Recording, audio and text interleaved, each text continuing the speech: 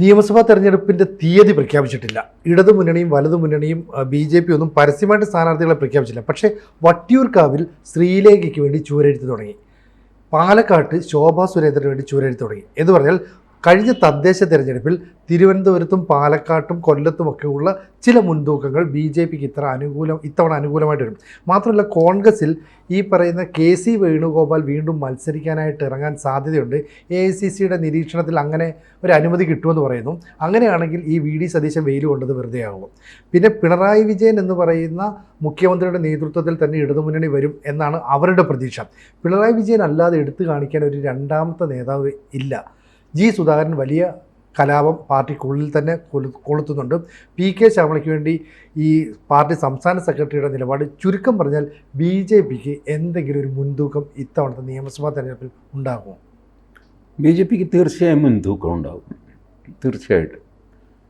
പക്ഷേ അത് ഇതുകൊണ്ടൊന്നുമല്ല, നേരത്തെ ചുവരെഴുത്ത് തുടങ്ങി അതുകൊണ്ടൊന്നുമല്ല, അതൊന്നും വലിയ ഫാക്ടറൊന്നുമല്ല. 10 ദിവസം മുമ്പേ അല്ലെങ്കിൽ 1 മാസം മുമ്പേ ഒരാൾ ചുവരെഴുതി എന്ന് പറഞ്ഞുകൊണ്ട് ജനങ്ങൾക്ക് വോട്ട് ചെയ്യാനൊന്നും പോകുന്നില്ല.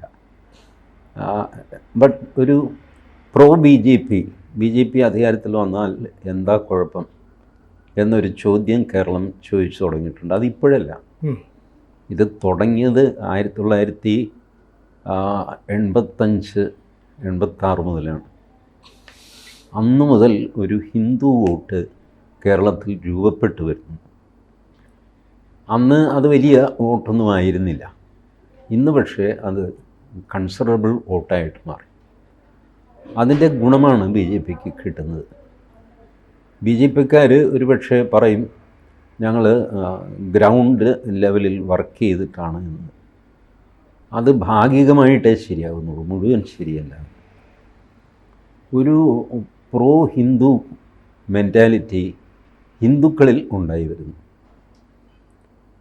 ക്രിസ്ത്യാനികളും മുസ്ലിങ്ങളുമാണെങ്കിൽ ഹിന്ദുക്കളോട് ഒരല്പം അന്യായമാണ് ഈ ചെയ്യുന്നതൊക്കെ എന്നൊരു തോന്നൽ അവർ ചെയ്യുന്നു എന്നല്ല, സർക്കാർ മാറി മാറി വരുന്ന സർക്കാരുകൾ ഹിന്ദു താല്പര്യങ്ങൾ ഒരു പരിധി വിട്ട് അവഗണിക്കുന്നു എന്നുള്ള ചിന്ത ക്രിസ്ത്യാനികൾക്കും മുസ്ലിങ്ങൾക്കുമുണ്ട്. അവരോട് പേഴ്സണൽ ലെവലിൽ ചോദിച്ച് നോക്കുക, അവർ പറയും ശരിയാണ്, ആ പാവങ്ങൾ വെറുതെ അവരെ പരിഗണിക്കുന്നില്ല. ഈ ഒരു കാര്യം ഇപ്പോൾ ക്ഷേത്രഭരണം സർക്കാരിൽ നിന്ന് മോചിപ്പിക്കണം എന്ന് ഹിന്ദുക്കൾ ആവശ്യപ്പെട്ടാൽ, ഇതുവരെ ആവശ്യപ്പെട്ടോ എന്ന് എനിക്ക് അറിഞ്ഞുകൂടാ, ആവശ്യപ്പെട്ടാൽ അതൊരു ന്യായമായ കാര്യമാണ് എന്ന് മുസ്ലിങ്ങളും ക്രിസ്ത്യാനികളും പറയും.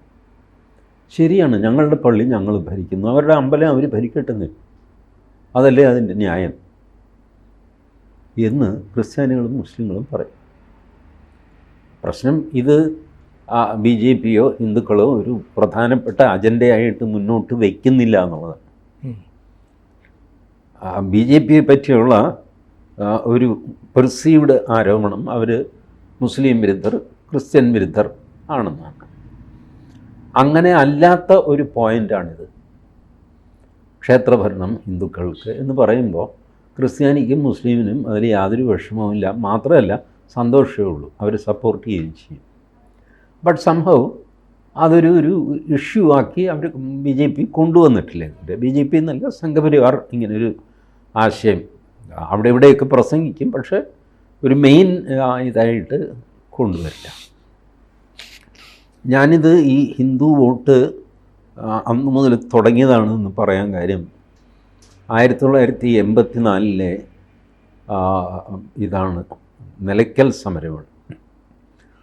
ആ നിലയ്ക്കൽ സമരത്തിൻ്റെ പ്രോഡക്റ്റാണ് നമ്മളുടെ കുമ്മനം രാജശേഖരൻ. അന്ന് അതിൻ്റെ ജനറൽ കൺവീനർ കുമ്മനം രാജശേഖരനായിരുന്നു. അത് വാസ്തവത്തിൽ ഒരു ഹിന്ദു ക്രിസ്ത്യൻ കോൺഫ്ലിക്റ്റ് ആയിരുന്നു. അത് കരുണാകരൻ അത് ഡിഫ്യൂസ് ചെയ്തു, ക്രിസ്ത്യാനികൾക്ക് വേറെ അതിന് പകരം സ്ഥലം കൊടുക്കുകയൊക്കെ ചെയ്തിട്ട് ഏതായാലും പ്രശ്നം തീർന്നു. പക്ഷേ അന്നുണ്ടായ ഹിന്ദു വോട്ട്, ഹിന്ദു കൺസോളിഡേഷൻ മെല്ലെ വർദ്ധിച്ച് വരാൻ തുടങ്ങി. അന്ന് 1986-87 കാലഘട്ടത്തിൽ CPM യൂണിഫോം സിവിൽ കോഡിന് അനുകൂലമായിരുന്നു. EMS ഒക്കെ വലിയ പ്രസംഗമൊക്കെ നടന്നു. EMSനെതിരെ വലിയ ജാഥ മുസ്ലിം വിഭാഗത്തു നിന്നും ഉണ്ടായിരുന്നു. അപ്പോൾ അതൊക്കെ ഇപ്പം പറഞ്ഞു കഴിഞ്ഞാൽ CPM-കാർക്ക് ചൊറിഞ്ഞു വരും, വെറുതെ ദേഷ്യപ്പെടും അവർ, കാരണം മറുപടി ഇല്ലാത്തതുകൊണ്ട്. CPM-ൻ്റെ യൂണിഫോം സിവിൽ കോഡിന് അനുകൂലമായ യോഗം കോഴിക്കോട് നടക്കുന്നു. ആ കോഴിക്കോട്ടെ യോഗത്തിൽ മുഖ്യ പ്രാസംഗികനായിട്ടാണ് ആദ്യമായിട്ട് ആരിഫ് മുഹമ്മദ് ഖാൻ കേരളത്തിൽ വരുന്നത്, അല്ലാതെ ഗവർണറായിട്ടല്ല. ഗവർണറൊക്കെ ആകുന്നതിന് എത്രയോ മുമ്പ് CPM-ൻ്റെ യോഗത്തിൽ കോഴിക്കോട് യൂണിഫോം സിവിൽ കോഡിന് അനുകൂലമായിട്ട് പ്രസംഗിക്കാനാണ് ആരിഫ് മുഹമ്മദ് ഖാൻ വരുന്നത്. ഇപ്പോൾ ഇത് പറഞ്ഞു കഴിഞ്ഞാൽ CPM-കാർ തല്ലാൻ വരും, അതിൻ്റെ ഫോട്ടോ എവിടെയോ എന്നൊക്കെ ചോദിക്കും. കാരണം ഈ പിള്ളേർക്ക് ബഹളം വയ്ക്കുക, ഒരു ചരിത്രം അറിഞ്ഞുകൂടാ. പ്രത്യേകിച്ച് ഈ CPM-ലെ യങ് ജനറേഷൻ്റെ ഒരു തകരാറ്, അവരുടെ വിചാരം പിണറായി വിജയൻ അധികാരത്തിൽ വന്നത് മുതലാണ് കേരളത്തിൽ CPM വന്നത്, ഇതാണ് അവരുടെ വിചാരം. ഇതുപോലെ ഇപ്പുറത്തുമുണ്ട്, സംഘപരിവാറിലുമുണ്ട്. 2014 നരേന്ദ്രമോദി വന്നപ്പോഴാണ് സംഘപരിവാർ ഉണ്ടായത്. അതിനു മുമ്പ് എന്ത് സംഘപരിവാർ? ഇങ്ങനെയൊക്കെ ചിന്തിക്കുന്നവർ, അവർ ഈ ബഹളമൊക്കെ ഇത് പറഞ്ഞു കഴിഞ്ഞാൽ അവർ തെളിവ് ചോദിക്കുക. ഇതൊക്കെയാണ് കണ്ടത്, ഞാൻ കണ്ടതാണെന്ന് പറഞ്ഞു കഴിഞ്ഞാൽ അതൊന്നും തെളിവല്ല, ഏതെങ്കിലും പത്രത്തിൽ അച്ചടിച്ച് വരണം, ഇങ്ങനെയൊക്കെയുള്ള തർക്കങ്ങൾ. ഏതായാലും അന്നു മുതൽ ഫോം ചെയ്ത ഹിന്ദു വോട്ട് മെല്ലെ മെല്ലെ ഹിന്ദു കൺസോളിഡേഷൻ ഇപ്പോൾ വളരെ വലുതായിരിക്കുന്നു. ഒരു കാര്യം എല്ലാവരും സമ്മതിക്കുക, ആക്ഷേപമില്ലാതെ 15% വോട്ട് BJP-ക്ക് അഷ്വേർഡ് ഫിക്സഡ് ഡെപ്പോസിറ്റ് പോലെ കിടപ്പുണ്ട്, ഇല്ലേ? അതുകൊണ്ട് കഴിഞ്ഞ പഞ്ചായത്ത് മുനിസിപ്പൽ തെരഞ്ഞെടുപ്പിൽ തിരുവനന്തപുരം കോർപ്പറേഷൻ പിടിച്ചു എന്നുള്ളത് ശരി, പക്ഷേ BJP-യുടെ വോട്ടിംഗ് ശതമാനം കുറഞ്ഞു, അതൊരു സത്യമാണ്. തിരുവനന്തപുരം കോർപ്പറേഷൻ പിടിച്ചു എന്നുള്ള ആ ബഹളത്തിൽ വോട്ടിംഗ് ശതമാനം കുറഞ്ഞ കാര്യം എല്ലാവരും വിട്ടുപോയി, BJP വിട്ടിട്ടില്ല കേട്ടോ. അന്നും രാജീവ് ചന്ദ്രശേഖർ അത് വളരെ ഗൗരവമായിട്ട് എടുത്തിട്ട് അകത്ത് ഒരുപാട് മീറ്റിംഗ് സംഗതിയൊക്കെ നടത്തി, എന്തൊക്കെ കുറവ് പോരായ്മയൊക്കെ ഉണ്ടെന്ന് നോക്കിയിട്ട്. അതുകൊണ്ടാണ് പലപ്പോഴും രാജീവ് ചന്ദ്രശേഖർ ഈ TV-യിൽ കാണാത്തത്, വളരെ കുറച്ചേ കാണുള്ളൂ. ആഴ്ചയിലൊരു പത്രസമ്മേളനം അങ്ങനെ എന്തെങ്കിലും ചെയ്യുന്നതല്ലേ. ബാക്കി മുഴുവൻ സംഘടനാ പ്രവർത്തനം ആ മനുഷ്യൻ നടത്തിക്കൊണ്ടിരിക്കുന്നു. സംഘടനാ പ്രവർത്തനം ചെയ്യുന്നവർക്ക് ഈ TV പ്രവർത്തനത്തിന് നേരം ഉണ്ടാവില്ല. ഈ TV-യിൽ ഇടയ്ക്കിടയ്ക്ക് ഗുണ്ടടിച്ച് താൻ അവിടെ ഉണ്ട് എന്ന് കാണിക്കാനായിട്ട് ചെയ്യണമില്ല. അപ്പോൾ അദ്ദേഹം ചെയ്യാത്തത് ഈ വോട്ട് കുറഞ്ഞ കാര്യം മനസ്സിലാക്കി അത് പരിഹരിക്കാനുള്ള നടപടി എടുക്കുന്നു എന്നാണ് എൻ്റെ വിചാരം. കോർപ്പറേഷൻ്റെ ഭരണവും വലിയ തരക്കേടില്ലാതെ BJP കൊണ്ടുപോകുന്നുണ്ട്. അതിലൊരു വലിയൊരു വീഴ്ചയോ സംഗതിയോ ഒന്നും എടുത്തു പറയത്തക്കതായിട്ട് ഒന്നുമില്ലാതെ സ്മൂത്തായിട്ട് പോകുന്നുണ്ട്. ഇതിൻ്റെ എല്ലാം ഗുണം ഈ നിയമസഭാ തെരഞ്ഞെടുപ്പിൽ BJP-ക്ക് കിട്ടും. മാത്രമല്ല ഈ BJP-യിലേക്ക് ആളുകൾ വരുന്നു. BJP-യിൽ നിന്ന് ആരെങ്കിലും പോകുന്നുണ്ടോ? ഇല്ല. ഇപ്പോൾ കോൺഗ്രസ്സിൽ നിന്ന് CPM-ലേക്ക്, CPM-ൽ നിന്ന് കോൺഗ്രസ്സിലേക്കും ഒക്കെ ആൾക്കാർ പോകുന്നുണ്ട്. ഡെയിലി 1-2 നേതാക്കൾ അങ്ങോട്ടും ഇങ്ങോട്ടും ഒക്കെ പോകുന്നുണ്ട്. അത് പ്രശ്നമില്ല, പോകുന്നുമുണ്ട് വരുന്നുമുണ്ട്. ഇവിടെ വരവ് മാത്രമേ ഉള്ളൂ, പോക്കില്ല. BJP-യിൽ നിന്ന് ഖിന്നനായിട്ട് ഇറങ്ങിപ്പോയ ഒരു പ്രോമിനൻറ്റ് പൊളിറ്റീഷ്യനുണ്ടോ? ഇല്ല. അതിനർത്ഥം BJP ഒരു വിന്നിങ് പാർട്ടിയാണ്. ഈ മറ്റ് പാർട്ടികൾ വിട്ട് BJP-യിൽ വരുന്നവർ BJP ഒരു വിന്നിങ് പാർട്ടി ആയതുകൊണ്ട് വരുന്നതല്ലേ, അല്ലാതെ അടിസ്ഥാനപരമായിട്ട് BJP-യുടെ ആദർശങ്ങളോട് യോജിച്ച് അങ്ങനെയൊന്നുമല്ല. അതൊരു ജയിക്കുന്ന പാർട്ടിയാണ്, അതുകൊണ്ട് വരുന്നത്.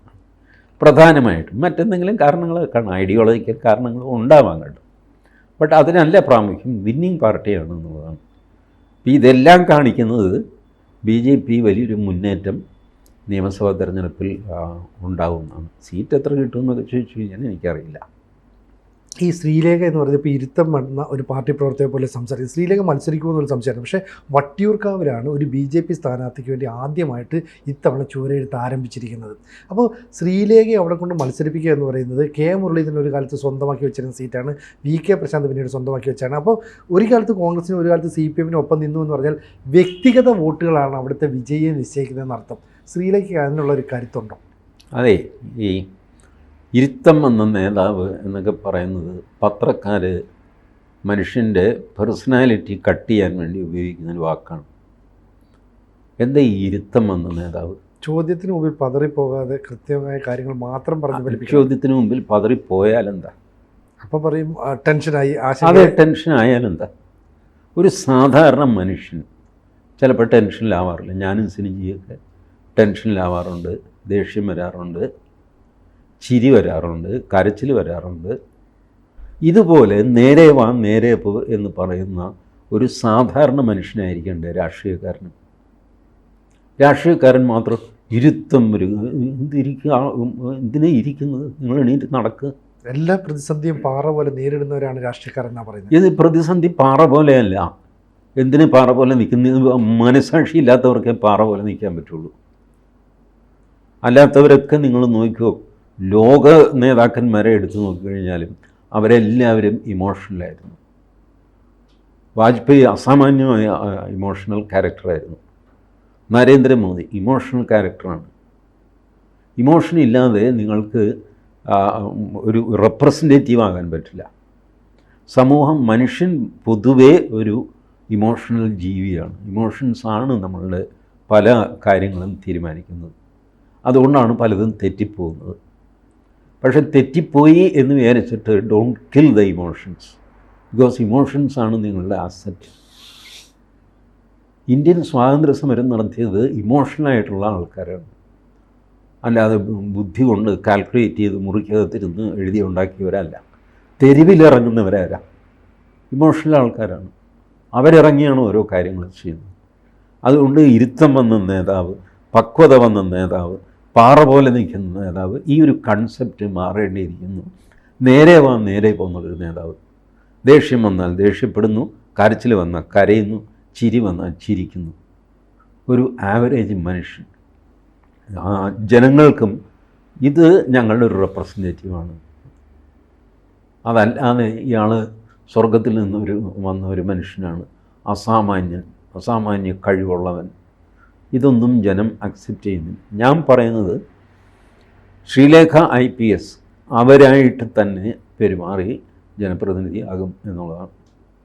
ജനങ്ങൾക്ക് ഇതെല്ലാം ഈ ജേർണലിസ്റ്റുകൾ, സിനിജിയെ പോലെയുള്ള പത്രപ്രവർത്തകർ കെട്ടിയേൽപ്പിക്കുന്ന ബാധ്യതയാണ് ഈ ഇരുത്തം വന്ന നേതാവ്. സത്യം ഞാൻ പറയുകയാണ്, പത്രപ്രവർത്തകർ രാഷ്ട്രീയ നേതാക്കളുടെ പേഴ്സണാലിറ്റി കട്ട് ചെയ്യാനായിട്ട് ഉപയോഗിക്കുന്ന വാക്കാണ് ഇരുത്തം വന്ന നേതാവ്. വേറെ ഒന്നുമല്ല. ഞാൻ പറയട്ടെ, G. സുധാകരൻ ഇരുത്തം വന്ന നേതാവാണ്? അല്ലല്ലോ, എല്ലാവരും സമ്മതിക്കും. പക്ഷേ 63 വർഷം ആ മനുഷ്യൻ പാർട്ടിയിലുണ്ടായിരുന്നു. എങ്ങനെയാണ്? ഒരു ഇരുത്തവും പക്വതയും ഒന്നുമില്ലാത്തൊരു മനുഷ്യൻ. എന്താ തിരുനാവുക്കരശൻ, അദ്ദേഹത്തിൻ്റെ നാക്ക് മഹാമോശമാണെന്ന് എല്ലാവരും സമ്മതിക്കുന്നു. എന്നിട്ട് 63 വർഷം, imagine, 63 years he represented people. ഇല്ലേ? അപ്പോൾ ഇതൊക്കെ ഈ പത്രക്കാരുടെ സൃഷ്ടിയാണ്. ഒരു നേതാവിനെ കൊള്ളരുതാത്തവനാക്കാനായിട്ട് ഉപയോഗിക്കുന്ന വാക്കുകളാണിതെല്ലാം. അതൊന്നുമല്ല നേതാവ്, അങ്ങനെ ആയിരിക്കില്ലെന്ന് നേതാവ്. പാകിസ്ഥാനിലെ സുൽഫിക്കർ അലി ഭുട്ടോ പബ്ലിക് പ്ലാറ്റ്ഫോമിൽ പൊട്ടിക്കരയുമായിരുന്നു. ഭുട്ടോ ജനങ്ങളെ കയ്യിലെടുക്കാനാവില്ലേ? 2 ലക്ഷം ആൾക്കാരാണ് ഭുട്ടോയുടെ ഒരു യോഗത്തിന്, മിനിമം 2 lakhs. ഭുട്ടോ കരയുമ്പോൾ ജനം കരയും, ഭുട്ടോ ചിരിച്ചാൽ ജനം ചിരിക്കും. അതായിരുന്നു ഭുട്ടോ. ഭുട്ടോ എല്ലാവരും പറഞ്ഞു നാണക്കേടാണ്, നിങ്ങളൊരു വലിയ രാഷ്ട്രത്തലവനല്ലേ സുൽഫിക്കർ അലി ഭുട്ടോ, നിങ്ങൾ കരയുന്നു സ്റ്റേജിൽ, എന്തൊരു കഷ്ടമാണ്. ഭുട്ടോ പറഞ്ഞു, ഞാനങ്ങനെയാണ്, എനിക്ക് കരച്ചിൽ വരും, ഞാൻ കരയും, എൻ്റെ കൂടെ ജനങ്ങൾ കരയും, ഞാൻ ചിരിക്കും, ജനങ്ങൾ ചിരിക്കും. The true representative of people. ഈ ജാടയൊന്നുമില്ലാതെ, ഞാൻ ഒന്നിലും പതറുകയില്ല. ഇവൻ പതറുന്നുണ്ട് ഉള്ളിൽ, ഇല്ലേ? ഉള്ളിൽ ഇവൻ്റെ നെഞ്ച് ഇടിച്ച് പണ്ടാടങ്ങുന്നുണ്ട്. എന്നിട്ട് ഈ കക്ഷത്തിൽ ഇഷ്ടിക വെച്ച പോലെ ഇങ്ങനെ ബലം പിടിച്ച് നിൽക്കുക. എന്തിനാ ഈ അഭിനയമാണ് ഇവരെല്ലാം കാണിക്കുന്നത്? ഈ പക്വതയുണ്ട്, ഇരുത്തം വന്നു എന്ന് പറയുന്ന നേതാക്കന്മാർ ആർക്കും തന്നെ അതില്ല. ഒക്കെ കാണിച്ചു കൂട്ടലാണ്. ഇതാണ് പ്രശ്നം. ഇപ്പോൾ രാജീവ് ചന്ദ്രശേഖരനെ എല്ലാവരും കുറ്റപ്പെടുത്തുന്നത് എന്തുകൊണ്ടാണ്? രാജീവ് ചന്ദ്രശേഖർ എങ്ങനെയാണോ അങ്ങനെ തന്നെ പുള്ളി പെരുമാറുന്നു. പുള്ളിക്ക് ദേഷ്യം വന്നാൽ ദേഷ്യപ്പെടുന്നുണ്ട് അല്ലേ? സുരേഷ് ഗോപി ദേഷ്യം വന്നാൽ ദേഷ്യപ്പെടുന്നുണ്ട്. രണ്ടുപേർക്കുമാണ് നിങ്ങൾക്ക് ഇരുത്തം വന്നിട്ടില്ല എന്ന് പറയാം. രാജീവ് ചന്ദ്രശേഖർ മലയാളം വളരെ ഫ്ലുവൻ്റ് അല്ല അദ്ദേഹത്തിൻ്റെ, പക്ഷേ അതിൽ ഒരു അപകർഷബോധവും ആ മനുഷ്യനില്ല. എന്താണോ തൻ്റെ വായിൽ മലയാളമായിട്ട് വരുന്നത് അത് പുള്ളി അങ്ങ് പറയുന്നുണ്ട്. ഒരു ചളിപ്പും ഒന്നുമില്ല. കേൾക്കുന്നവർ ഇങ്ങേരുടെ മലയാളം 4 ദിവസം അതും പറഞ്ഞുകൊണ്ട് നടന്നു. അങ്ങനെ മലയാളം അറിയില്ല, ഇപ്പോൾ എവിടെ പോയി മലയാളം അറിയാത്ത ആൾ? ഈ പറയുന്ന ആൾക്ക് എന്ത് മലയാളം അറിയാവുന്നതാണ്? നമ്മൾ ഈ വെറുതെ ഒരു ധാരണയാണ് ഇതൊക്കെ. ആൾക്കാർ അവരെങ്ങനെയാണോ അങ്ങനെ തന്നെ പെരുമാറണം. അതുകൊണ്ടാണ് സുരേഷ് ഗോപിക്ക് ജനങ്ങളുടെ മാർക്ക് കിട്ടുന്നത്. അതുകൊണ്ടാണ് രാജീവ് ചന്ദ്രശേഖർ അക്സെപ്റ്റബിൾ ആവുന്നത്. Because they don't pretend. ഇല്ലാത്തതുണ്ട് എന്നവർ അഭിനയിക്കുന്നില്ല. എൻ്റെ മലയാളം ഇങ്ങനെയാണ്, ബട്ട് ഐ എം കമ്മ്യൂണിക്കേറ്റിംഗ്. ആ മനുഷ്യൻ പറയുന്ന കാര്യം നമുക്ക് മനസ്സിലാവുന്നുണ്ടല്ലോ കൃത്യമായിട്ട്. കാരണം ആ പറച്ചിലൊരു സിൻസിയറിറ്റി ഉണ്ട്. ഭാഷ എങ്ങനെയും ആയിക്കോട്ടെ. അപ്പോൾ അതുകൊണ്ട് ഈ അഭിനയക്കാരെ വിടുക. ഈ പാറ പോലെ നിൽക്കുക, കക്ഷത്തിൽ ഇഷ്ടിക വെച്ച് ഇങ്ങനെ വീർപ്പിച്ച് നിൽക്കുക, ഈ കഞ്ഞി മുക്കി ഖദർ ഷർട്ട് അത് തേച്ച് വടി പോലെ ആക്കിയിട്ട് എന്തൊരു കഷ്ടമാണ് ആ വേഷമൊക്കെ കാണാൻ. സാധാരണ മനുഷ്യനായിട്ട് എയർ വിട്ട് ഏതോ സിനിമയിൽ കൊച്ചിൻ ഹനീഫ എന്നിട്ട് പറയുന്നുണ്ട്, എയർ വിടറ, അതുപോലെ എയറൊന്നും വിട്, എന്നിട്ട് സാധാരണ മനുഷ്യർ അങ്ങനെ ചെയ്ത് കഴിഞ്ഞാൽ ഉറപ്പായിട്ട് ഇതൊന്നും ഒരു വിഷയമല്ല. ഇരുത്തം വന്നു ഇരുത്തം ഒന്നും വിഷയമല്ല. ഞാൻ വിചാരിക്കുന്നത് വട്ടിയൂർക്കാവ് നിന്ന് കഴിഞ്ഞാൽ നല്ലൊരു സ്ഥാനാർത്ഥിയാണ്. അസാമാന്യമായ വിജയസാധ്യത അവർക്കുണ്ടാകും. അവരുടെ പെരുമാറ്റമോ സ്വഭാവമോ ഒക്കെ ഈ പ്രായത്തിൽ കയറി മാനിപ്പുലേറ്റ് ചെയ്യാൻ നോക്കരുത്. That is cutting Har personality. Don't do that. അതെന്താ 6ാം ക്ലാസ്സിൽ പഠിക്കുന്ന കുട്ടിയോ നിങ്ങൾക്ക് പെരുമാറ്റം പിടിപ്പിക്കാനായിട്ട്? അതൊക്കെ മോശമാണ്. ആൻഡ് ഒരു കേരളത്തിലെ IPS എടുത്ത ഒരു പക്ഷേ ആദ്യത്തെ IPS കാരി അല്ലേ, അങ്ങനെയുള്ള ഒരു സ്ത്രീ വളരെ സാർത്ഥകമായ ഒരു സർവീസിന് ശേഷം റിട്ടയർ ആയിരിക്കുന്ന സ്ത്രീ, അവരെ നിങ്ങൾ പെരുമാറ്റം പഠിപ്പിക്കാൻ പോവുക? നോ. അതൊക്കെ ഉറച്ചു പോയ ക്യാരക്ടേഴ്സാണ്. അവരെ അതുപോലെ അക്സെപ്റ്റ് ചെയ്ത്, അതുപോലെ പ്രൊജക്റ്റ് ചെയ്ത്, അതുപോലെ ജനങ്ങൾ അവരെ അക്സെപ്റ്റ് ചെയ്യും. തീർച്ചയായിട്ടും എനിക്ക് അക്കാര്യത്തിൽ സംശയമൊന്നുമില്ല. BJP നല്ലൊരു മുന്നേറ്റം ഉണ്ടാക്കുകയും ചെയ്യും. ബട്ട് അപ്രതീക്ഷിതമായ ചില സീറ്റുകളൊക്കെ നഷ്ടപ്പെട്ടു എന്നും വരും. അതൊക്കെ തിരഞ്ഞെടുപ്പിലെ കളികളാണ്. ജനങ്ങൾക്ക് ഒരു രീതിയിൽ പറഞ്ഞാൽ ജനങ്ങൾക്ക് പ്രാന്താണ്. നല്ല മനുഷ്യരെ അവർ തോൽപ്പിച്ചു കളയും. മഹാകൊടരാത്തവനെ ജയിപ്പിക്കും. ഇങ്ങനെയൊക്കെ സംഭവിക്കും. തെരഞ്ഞെടുപ്പാണല്ലോ അല്ലേ? അതെ. കൂടുതൽ വാർത്തകളും വിശേഷങ്ങളും നിങ്ങളിലേക്ക് എത്താൻ ABC മലയാളം സബ്സ്ക്രൈബ് ചെയ്യുക, ബെൽ ബട്ടണും അമർത്തുക.